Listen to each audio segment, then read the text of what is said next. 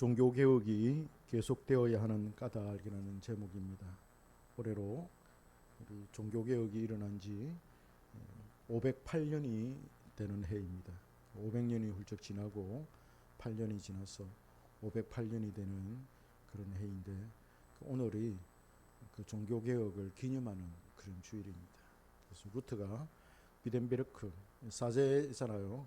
지금으로 치면 사제인 그 루트가 또 신학 교수도 했는데, 그 비덴베르크 대학교의 앞에다가 그 95개 조항의 그 면죄부를 판매하는 그 반박문을 95개를 조목조목으로 써가지고 벽에다가 대문 앞에다가 다 이렇게 붙이는 그날이 바로 오늘입니다. 그래서 그걸 기념하는 그 예배를 오늘 우리가 드리고 있습니다. 그래서 종교개혁이 왜 계속되어야 되는가 하는 그런 제목으로 말씀을 전하고자 합니다. 1990년도 초반에 신학대학 이 강의실에서 들었던 말이 생각이 납니다. 아마 철학 수업인 것 같아요.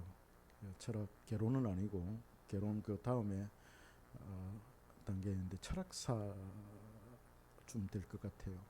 그래서 이게 경북대 문성학 교수라고 하는 분이 오셔서 강의를 했는데, 이분은 칸트를 전공을 했어요. 경북대에서 칸트를 전공을 해서 그 국민윤리 학과입니까? 국민윤리교육과, 요즘 치면은 그런 윤리교육과 교수로 이제 계셨는데, 이분이 신학대학에 와서 철학을 강의를 했습니다.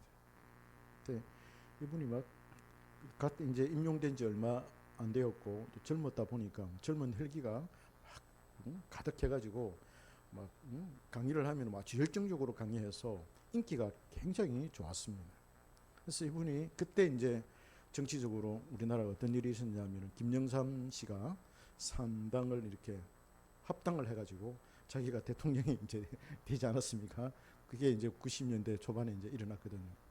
그러면서 3당 합당한 것에 대해서 막 비판을 하면서, 김영삼 씨가 서울대학 철학과를 나왔다 그러는데, 철학과를 뒷문으로 나온 게 아니냐, 뒷문으로 들어간 게 아니냐, 어떻게 저런 사람이 뭐 대통령이 될 수 있느냐, 막 이러면서 막 대통령 욕을 하면서 하는 이야기가, 교회도 그렇다, 교회도 개혁되어야 된다.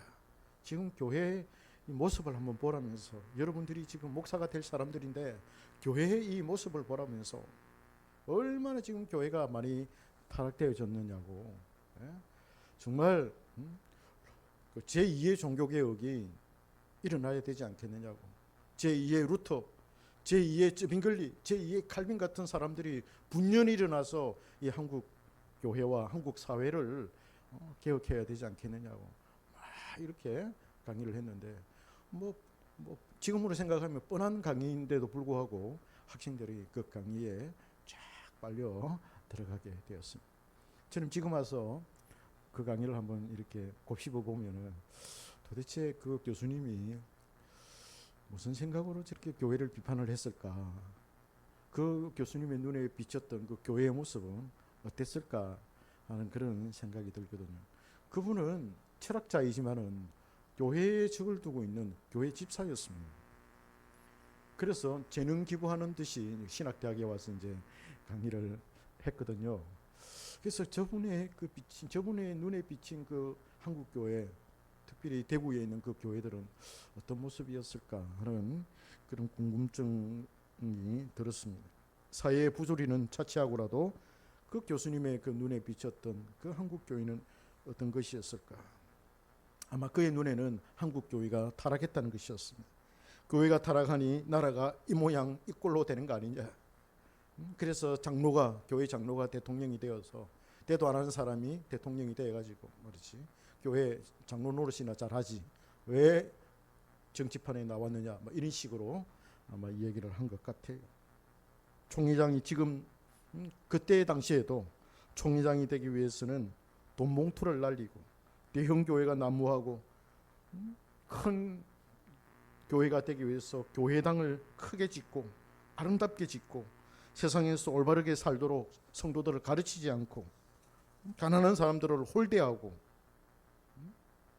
탐욕으로 젖어 있는 그런 교회의 모습을 아마 이 교수님이 지적한 것 같아요.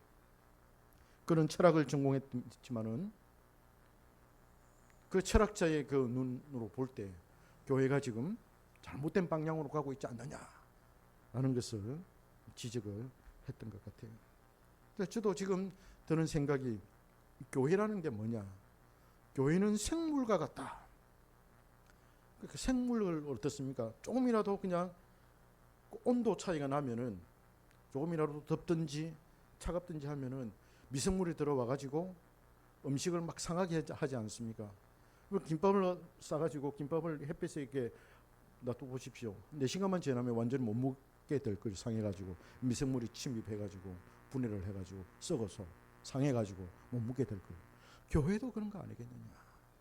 교회도 이상한 사상이 들어오고 잘못된 그런 어떤 정서가 들어와서 그게 자리를 잡게 된다면 교회도 쉽게 이렇게 상해버리고 음식이 상하듯이 교회가 타락해버리는 그런 교회의 연약성을 우리가 생각할 수가 있습니다.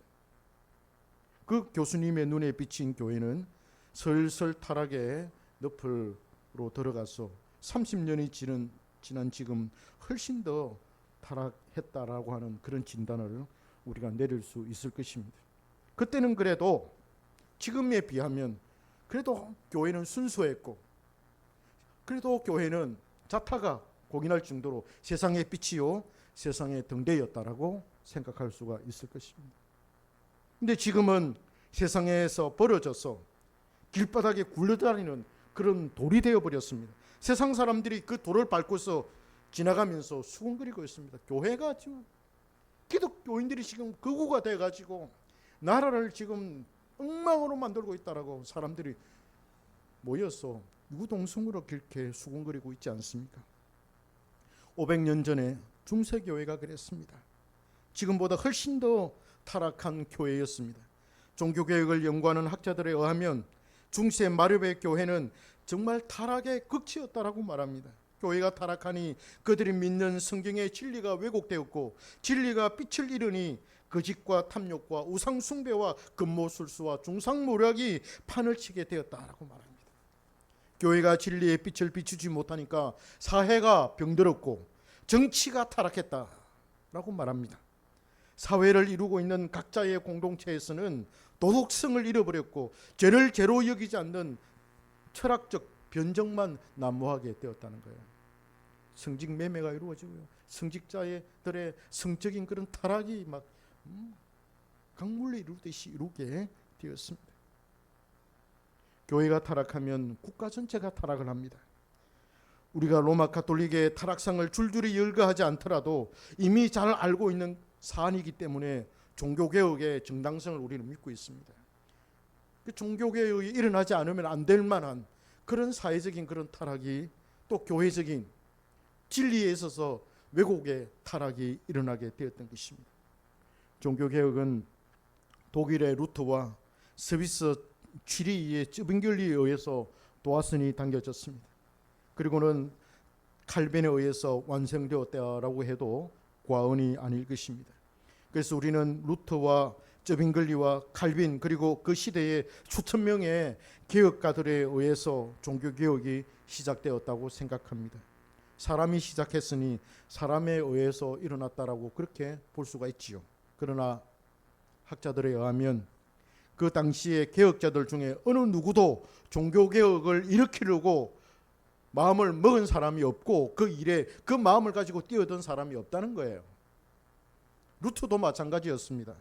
그는 신학자이자 비텐베르크 대학의 신학 교수로서 자신이 연구한 바를 깨우치고 또 생각했을 때 로마 가톨릭의 그 면죄부 판매는 너무나도 비성경적이고 너무나도 악하고 너무나도 하나님 앞에서 잘못된 것이다라는 것을 깨달았습니다. 그가 신학자로서 하나님을 사랑하는 사람으로서 하나님의 말씀을 연구하는 사람으로서 그 연구를 했을 때 지금 일어나는 그 상황, 지금 로마 교황청에서 하는 그 일들이 너무나도 하나님 앞에서 큰 죄악이라는 것을 깨닫게 되었을 때 가만히 있을 수가 없었던 거예요. 그래서 거기에 대해서 조목조목 반박하는 그 반박문을 99개를 만들어 가지고 대학교회 앞에다가, 대문 앞에다가 딱 내걸었던 거예요. 자신이 하고 싶어서 그런 게 아닙니다.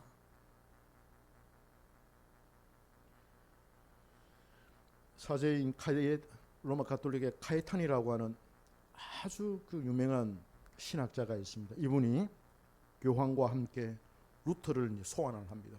보름스라고 하는, 독일의 웜스 보름스라고 하는 그 지역에 소환을 해가지고 이제 공개 토론을 하는 거죠.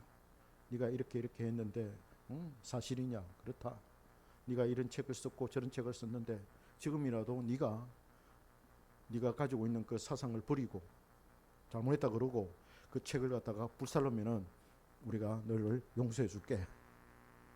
그렇게 웜스에서 이렇게 종교회의가 일어났습니다. 루터는 어떻게 했겠습니까? 나는 절대로 그럴 수 없다. 나는 이것이 성경이 말씀이라고 생각하고 나 그 성경을 나는 확실하게 나는 믿고 따르겠다. 그래서 완전히 이제 루터는 파문이 되었고 축출이 되어버린 거예요. 그리고는 생활을 얼마나 어려운 생활을 했는지 모릅니다. 어느 누구도 그를 맞아주지 않으니까 생명의 위협을 느껴야 돼요. 생활의 고에 시달리면서 그렇게 살 수밖에 없었습니다. 루터는 끝내 자신의 견해를 견지하고 확고부동하게 하나님의 말씀의 편에 서게 되었습니다. 이것이 바로 종교개혁의 시작이었습니다. 한편 그 당시에 자유도시 연합으로 이루어진 스위스 취리히에서는 사제로서 쩌빙글리가 로마 가톨릭에서 하던 그 방식을 내던져 버리고 마태복음을 연속적으로 강의를 하면서 시의회와 사회와 교회를 바꾸기 시작합니다. 모든 것을 성경대로 말씀대로 하자는 것에서 이 쩌빙글리는 시작을 하였던 것입니다. 성경을 읽고 연구해 보니 자신들이 얼마나 잘못되었는지가 드러났고 이것을 깊이 깨닫게 되었던 것입니다. 그래서 학자들은 사람이 일으킨 종교개혁이 아니라 하나님에 의해서 시작된 개혁이라고 주장을 하였습니다. 이것이 아주 지금 정설로 받아들여지고 있습니다. 사람이 하고 싶어서 뛰어든 그 일이 아니라 하나님께서 사람을 불러일으켜서 그 일을 시작했다는 거예요. 할렐루야. 사실상 성경에 나타난 교회의 역사상 개혁은 늘 있어 왔습니다. 야곱이 베들로 올라갈 때 개혁이 일어났고 야곱의 교회의 개혁이 일어났고 또 이스라엘의 신정이 끝나고 왕정이 시작되었을 때 사울 왕이 죽고 다윗 왕이 시작을 할 때 개혁이 시작이 되었습니다. 북이스라엘이 722년에 망했고 BC 586년에 남쪽 유다가 역사를 망했을 때도 개혁이 시작이 되었습니다. 결국 예수 그리스도께서 오셔서 구약의 그림자 신학을 완성하심으로 개혁을 마무리하셨습니다. 오늘 본문인 히브리서 9장 10절에서 말합니다. 개혁의 때까지 구약의 율법의 제사가 드려졌다라고 그렇게 말합니다. 예수 그리스도로 시작된 교회는 유구한 역사의 시간을 거치면서 타락하기 시작합니다. 그리스도의 개혁으로 유대교가 떨어져 나갔습니다. 유대교가 큰 집이고 그리스도교가 작은 집이 아니었습니다. 예수님 당시를 생각해 보십시오. 그 당시에 그 유대교의 그 사제들 랍비들이 종교와 정치가 하나가 되어서 종교가 사람들을 이끌어가는 나라를 이끌어가고 정치를 이끌어가는 그런 시대이지 아니하였습니까? 거기에 중상모략이 있고 근무술수가 있고 자기들의 그 권력을 쟁취하기 위해서 온갖 난투가 벌어지는 그런 상황 가운데서 예수님이 딱 등장하셔서 너희들은 틀렸어. 너희들은 하나님의 말씀을 제대로 실천하지 않아. 따르지 않아. 그러면서 예수님이 말씀을 외쳤을 때 그들은 예수님을 죽이지 않습니까? 예수님이 십자가의 죽음으로 말미암아 살아난 그 종교가 바로 기독교. 유대교는 사라져버리고 예수 그리스도로 중심으로 한 기독교가 세워지게 된 것입니다. 그래서 유대교는 큰 집이고 기독교는 그리스도교는 작은 집 그게 아니라는 것입니다.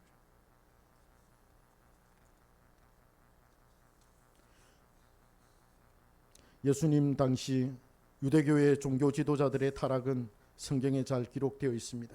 그들의 탐욕과 근세 누림과 중상모략과 금모술수에 대해서 성경이 잘 말해주고 있습니다. 그리스도께서는 구약의 신앙만 완성하신 것이 아니라 그 종교 자체를 아예 바꾸어 버렸습니다. 이것이 그리스도로 인한 개혁이었습니다. 여기서 기독교가 생겨난 것입니다. 그리스도의 교회는 로마의 압제하에서 더욱 거룩한 모습으로 성장하기 시작합니다. 몇백 년 동안. 그렇지 않습니까? 고난이 내게 유익이라는 말씀처럼 그리스도의 교회는 환난 중에 더욱더 올바르게 성장할 수가 있었습니다. 수많은 사람이 그리스도의 신앙을 지키기 위해서 목숨을 잃었습니다. 순교자들이 가장 많이 생겨난 때가 바로 로마의 압제하에서 있었습니다. 고통의 긴 시간이 끝나고 번영의 시간이 왔을 때 교회는 타락하기 시작했습니다. 콘스탄틴 대제에 의해서 기독교가 로마의 국교가 되었습니다. 그리고 난 다음부터 7세기 약 800년 7세기 이후부터 교회는 타락의 양상을 보이다가 15세기 16세기에 와서는 타락의 극치를 달렸습니다. 면죄부 판매뿐만 아니라 성경 해석상의 문제와 교황의 신수설과 성경 위에 교황의 권위를 앞세웠고 성직 매매와 성직자들의 도덕적인 타락은 유럽 사회 전체를 죄의 도가니로 빠져들게 만들었습니다. 하나님은 정직한 사제들을 일으켜서 로마 교황청의 권위에 도전하게 하였습니다. 성경의 권위냐 로마 교황의 권위냐의 문제에 직면한 그들은 성경의 권위와 하나님의 권위에 복종하게 되었고 그것이 그들의 신앙과 함께 세상에 드러나게 된 것입니다. 이것이 종교개혁의 시발점이었습니다. 하나님의 말씀을 따를래? 하나님의 말씀의 권위에 복종할래? 로마 교황의 권위에 복종할래? 어느 것에 복종할래? 그것이 그들에게 당면한 문제였습니다. 그러나 종교개혁가들은 하나님의 말씀에 굴복하게 되었습니다. 그들의 외침은 온 유럽 사회를 들썩이게 하였고 봉건 제후들뿐만 아니라 높고 낮은 시민들이 본래의 기독교의 모습을 바라보면서 열광하기 시작하였습니다. 개혁의 불길은 유럽 전역을 향해 빠른 속도로 번져가게 되었습니다. 개신교라고도 불리는 기독교는 로마 가톨릭을 큰 집으로 삼아서 작은 집으로 살림을 차려 나온 것이 아닙니다. 그 짓을 떨쳐버렸을 때 참 진리가 드러난 것이 바로 기독교였습니다. 누구의 것이 가장 성경적인가 하는 것이 이 두 종교를 판가름하는 기준이 될 것입니다. 천주교냐 기독교냐. 천주교는 기독교라는 말을 잘 안 씁니다. 잘 안 써요. 자기들은 천주교로 이렇게 사용하기를 좋아합니다. 그래서 천주교냐 기독교냐라고 했을 때 어느 종교가 더 성경적이냐, 성경의 바탕 위에 서 있느냐, 그것이 바로 참 종교냐 거짓 종교냐를 구분하는 기준이 된다는 것입니다. 진리가 올바르게 선포되지 않는 교회는 교회가 아닌 것입니다. 16세기 종교개혁은 참 교회로의 개혁으로 단행된 것이었습니다. 우리는 508년이 지난 이 시점에서 해마다 10월 마지막 주가 되면은 이것을 기념하는 예배를 드립니다.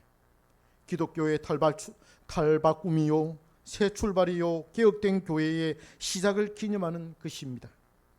개혁교회는 항상 개혁되어야 한다는 슬로건이 있지만 애석하게도 지금의 교회는 개혁을 멈춘 채 예수님 당시 유대교로 돌아가고 있고 또 중세 로마 교회, 로마 가톨릭으로 돌아가고 있습니다. 지금 우리의 한국 교회를 한번 돌아보십시오. 교회들마다 그 교회를 지탱해 주는 원리가 무엇입니까? 성경입니까? 중세 종교개혁이 일어날 그 중세 로마 가톨릭에서는 교황의 권세, 교황의 권위가 주를 이루었다면, 교회를 움직이는 원동력이었다면, 지금 우리 한국 교회는 교회를 움직이는 원동력이 무엇입니까? 성경입니까? 무엇입니까? 무엇이라고 생각하십니까? 성경을 그대로 가르치며 배우고 실천하려고 노력하고 있습니까? 아마도 그렇지 않을 거예요. 물론 그런 교회도 간간히 있습니다만은 대부분의 교회는 영적인 잠에 빠져들어가고 있지 않습니까? 교회를 움직이는 그 원동력이 무엇입니까? 탐욕이지 않습니까? 탐심입니다. 탐욕이 교회 안에 가득 차 있습니다. 그리고 세상에서 누리는 평안과 행복입니다. 그렇죠? 행복을 누리기 위해서 교회를 다니는데, 교회 다니는데 행복하지 않다면 왜 다니냐? 그렇게 말할 정도로 평안과 행복은 좋은 것입니다. 그러나 그것은 주님 안에 있는 것이고 말씀 안에 있고 말씀을 따르다 생겨나는 고난 가운데 행복이 있는 거예요. 그게 행복이었습니다.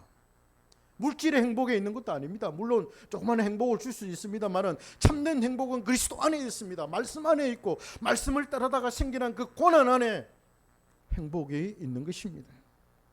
지금 한국 교회는 높은 곳에 올라가려고 하고 있고 교회가 커지려고 하고 있고 힘을 가지려고 하고 있고 그것을 자랑하려고 하고 있고 그리고 국가를 좌지우지하려고 하고 있지 않습니까? 이것이 교회의 큰 비전이었습니다. 그렇죠? 이 교회가 앞으로 쭉쭉 뻗어나가는 그런 비전이었습니다. 그러나 지금 와서 돌아보면 그 비전이 뭐가 되었습니까? 독이 되어버린 거예요. 밖으로 쭉쭉 뻗어나가려고 했던 그 비전이 지금은 바로 독이 되어서 우리 옆에 우리 안에 머물고 있습니다. 교회는 이 행복을 얻기 위해서 인간적인 방법을 개발하고 동원하여서 불법을 자행하고 있습니다. 성경대로 전도하지 않아요. 성경대로 설교하지 않아요.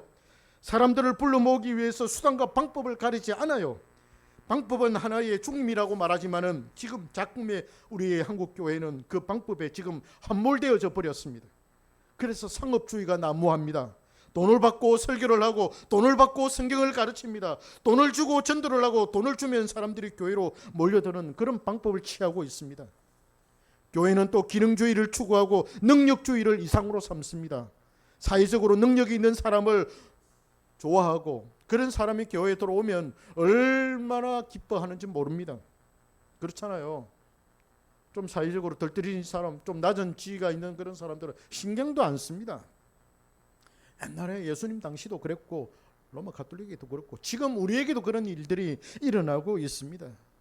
문제는 신앙이 없는 사람도 사회적인 지위가 있으면 그 직분, 교회의 직분은 그 자리에 앉힌다는 거예요. 교회가 힘을 기르기 위해서는 사회적으로 능력이 있는 사람들이 많아야 한다는 것이 그들의 지론입니다. 교회의 헌금은 또 어떻습니까? 물론 헌금을 올바르게 사용하려고 노력하는 그런 교회도 있습니다만 다 그렇지 않습니다만 그러나 자기들 자랑하는데 교회 자랑하는데 얼마나 많이 사용합니까? 가난한 자들을 진심으로 도우지 않습니다. 가난한 자들을 진심으로 그 헌금을 가지고 돌보지 않습니다. 구약 성경에 보면은 성도들이 내는 그 11조를 가지고 가난한 사람들을 도우라고 말하지 않습니까? 그렇지 않습니다. 이단과 사이비 종교에서 하는 것처럼 가난한 사람들을 좀 돕고는 그것을 막 생색내고 자랑합니다. 그 이단들이 하는 짓 아닙니까? 교회도 지금 그러고 있습니다. 요즘은 종교 혼합이 주를 이루고 있습니다. 기독교가 정치라는 이름으로 타 종교와 하나가 되어버렸습니다.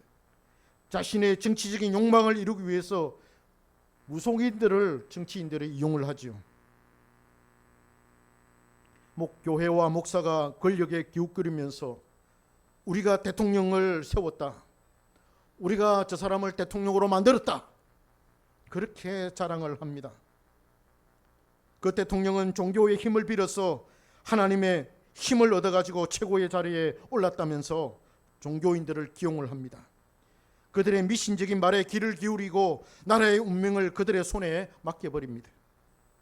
이것이 오늘날 보수 기독교의 모습입니다. 이러한 종교 혼합은 오래전부터 시작이 되다가 윤석열 정부에 와서는 극에 달한 것입니다. 하나님께서 왜 윤석열 씨를 대통령으로 삼으셨는지를 명확하게 우리는 이해해야만 합니다. 하나님의 섭리적 관점에서 우리는 올바르게 이것을 해석해야 합니다. 왜 그분이 대통령이 되었는지, 왜 하나님이 그분을 대통령 자리에 앉히셨는지, 그리고는 왜 끌어내리셨는지를 우리는 정확하게 해석해야 합니다. 한국의 보수 기독교에 대한 하나님의 징계입니다.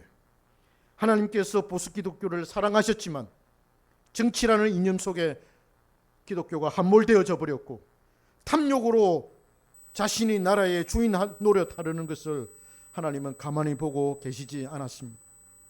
그래서 우리는 지금 정신을 차려야 합니다. 종교분리라고 하는 그 개념이 왜 생겨났겠습니까? 종교개혁자들에 의해서 생겨난 것입니다. 로마 가톨릭이 종교개혁이 정치와 종교가 딱 하나가 돼가지고 종교가 정치를 움직인다, 종교가 나라를 지배한다, 그건 있을 수 없는 일이다. 개혁자들이 그걸 생각해냈기 때문에 종교분리라고 하는 그 원칙을 딱 만들어낸 거예요. 그러나 지금 어떻습니까? 지금 보수 기독교가 꿈꾸는 게 뭡니까? 정치와 종교는 하나다. 종교가 정치를 이끌어야 된다, 나라를 이끌어야 된다, 그거 아닙니까? 그러면 교회가 타락하는 거예요. 정신 차려야 됩니다. 그렇지 않으면 6.25 전쟁처럼 하나님의 심한 징계가 있을 수 있습니다. 6.25 전쟁이 왜 일어났습니까? 한국 교회가 우상 숭배의 죄와 진리를 왜곡한 것을 회개하지 않았고 오히려 회개를 촉구한 신실한 성도들을 박해한 데서 비롯된 것입니다. 오늘날 우리는 전쟁의 위협 속에 살고 있습니다. 교회가 정신을 차리지 않고 회개하지 않으면 하나님께서 김정은에게 전쟁 도발을 허락하실 수도 있습니다. 허락한다는 게 아니고 허락하실 수도 있다는 거예요. 우리는 개혁해야 합니다. 심하게 얻어맞기 전에 주님께로 돌아와야 합니다. 말씀으로 돌아와야 합니다. 교회가 좀 작으면 어떻습니까? 기독교의 세력이 좀 축소되면 어떻습니까? 교회는 원래 나라의 주인이 아닙니다. 그렇게 된 적도 없습니다. 주인 노릇하려고 해서는 안 됩니다. 물론 나라가 잘못된 방향으로 가고 하나님의 말씀이 어긋난 방향으로 갈 때 외칠 수 있습니다. 저항할 수 있습니다. 그러나 온전히 나라의 주인 노릇하려고 해서는 안 됩니다. 두려워하지 마십시오. 좀 작으면 어떻습니까? 그죠? 좀 작고 제대로 된 그런 교회가 많으면 얼마나 좋겠습니까? 작다고 두려워하지 마십시오. 왜 고고한 고신의 정신을 내다버립니까? 고신의 신앙과 신학이 지금까지 한국 교회를 이끌어왔는데 이제는 교회의 타락에 앞장을 서고 있습니다. 고신이 앞장을 서고 있어요. 그럼에도 불구하고 하나님은 한국 교회를 사랑하십니다. 하나님은 다음 세대에 해당되는 교회를 지금 한국 땅에 세우고 계십니다. 옹골찬 신념과 신앙을 가진 그런 목회자들을 세우시고 그들로 하여금 신실한 교회를 세워가도록 인도하고 계십니다. 한국에 지금 의식이 있는 젊은 목회자들에 의해서 그런 교회가 세워지고 있습니다. 우리 한경교회도 그 중에 하나인 줄 믿습니다. 할렐루야. 한국 교회의 개혁을 위해서 하나님은 우리 교회를 사용하실 줄 믿습니다. 그래서 우리는 정신 차려야 합니다. 하나님의 말씀을 굳게 믿고 씨름하고 버티며 인내하며 나아가야 합니다. 이런 교회들이 올바르고 튼튼하게 세워져서 옛 구태한 모습의 교회, 굳은 살로스의 교회는 사라지고 새롭고 진실된 그런 교회가 올바르게 세워져야 합니다. 그리고 그 교회들로 인해서 하나님께서 영광을 받으실 것입니다. 또한 하나님은 그 교회를 통해서 한국의 정치와 한국 사회를 정화하실 것입니다. 여러분, 교회가 바로 서야 나라가 바로 섭니다. 교회가 바로 서야 정치가 바로 섭니다. 왜 정치가 이 모양 이 꼴이냐, 왜 나라가 이 모양 이 꼴이냐 라는 것은 교회가 이 모양 이 꼴이냐라는 것과 똑같은 것입니다. 교회가 교로서의 자리매김을 잘 못하거나 교회 안에서 진리가 왜곡되고 진리가 사라져버리면 제일 손해를 보고 피해를 보는 게 바로 사회입니다. 사회가 잘못되면 제일 고통당하는 사람들이 누구입니까? 가난한 사람들입니다. 힘없는 사람들입니다. 사회가 썩어 문드러져 버리면 힘 있는 사람들이 세상을 좌지우지할 것 아닙니까? 그럼 자기들이 그걸 다 독식하게 될 것이고 자기들 배만 채우게 될 것이고 가난한 사람들은 더 가난해지고 지금 남미라든지 그런 나라들 다 그렇지 않습니까? 이 시대의 소망은 교회입니다. 교회가 무너지면 모든 것이 무너집니다. 이 세상의 모든 것이 무너집니다. 그래서 교회는 항상 개혁되어져야 됩니다. 개혁교회는 항상 개혁되어져야 된다라고 하는 그 원칙처럼, 그 슬로건처럼 교회는 처음에는 올바르게 시작하고 처음에는 올바르게 시작해서 큰 은혜를 받고 성장한다 하더라도 시간이 지나면 타락하는 것이 순리잖아요. 그게 인지상정이잖아요. 그게 세상의 그게 원칙이고 그렇잖아요. 그렇기 때문에 항상 개혁해야 돼요. 항상 새롭게 개혁해야만 되는 거예요. 그래서 우리 한경교회가 그런 교회가 되기를 바라고, 그런 한국교회가 개혁되는 데 있어서 우리 한경교회가 쓰임을 받기를 소망합니다.